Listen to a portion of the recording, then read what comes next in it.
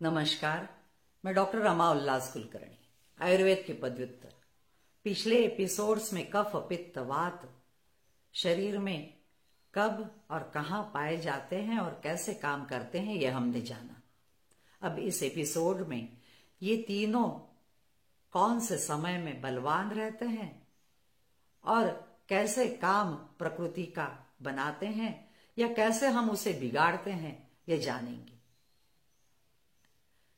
प्रमुखता प्रातः कफ प्रधान रहता है, दोपहर माध्याह्न में पित्त और शाम में वात मजबूत रहता है। इसी क्रम में ये सुबह भी और दोपहर में भी और शाम में भी रहते हैं।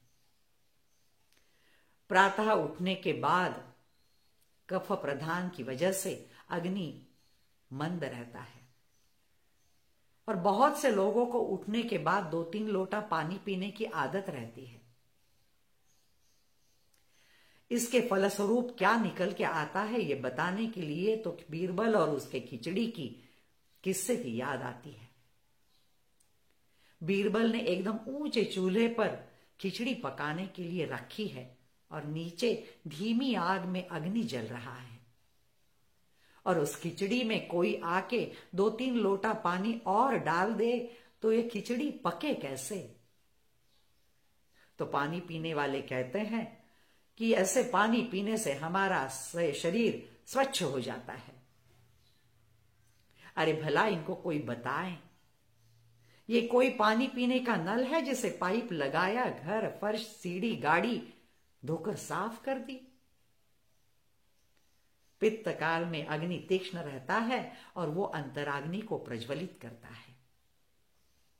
भूख लगने के लक्षण के साथ जब हम इस यज्ञ में अन्नाहुति देते हैं, तब अन्न के बारीक बारीक कणों में वात के साथ ये पाचकाग्नि जाके उसे पाचन करके उसमें से जो पदार्थ शरीर के बाहर निकालने हैं उसे अपान वायु के पास सौंपता है और फिर ये अपान वायु बड़ी आसानी से मलमूत्र रूप द्वारा शरीर के बाहर निकालकर शरीर को शुद्ध करता है।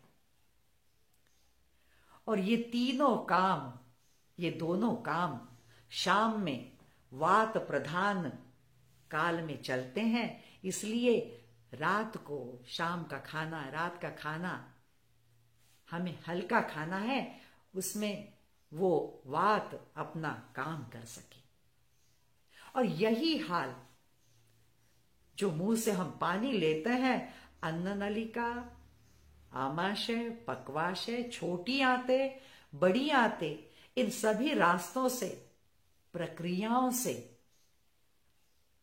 वो अन्न गुजरता है और फिर उसमें से मलमूत्र रूप द्वारा ये बाहर निकालने वाले पदार्थ शरीर के बाहर अपान वायु के साथ बाहर निकल के वो शरीर को शुद्ध बनाते हैं।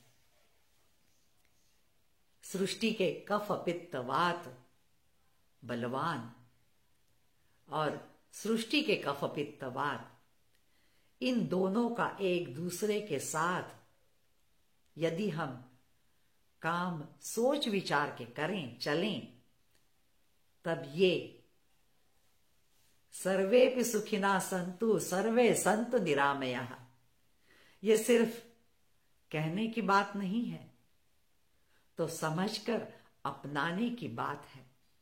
और फिर वो सर्वे भद्राणि पश्यन्तु मा कश्चित् दुःख भाग् भवेत्, सभी मंगलमय क्षणों के साक्षी बने, न कि दुख के भागीदार बने।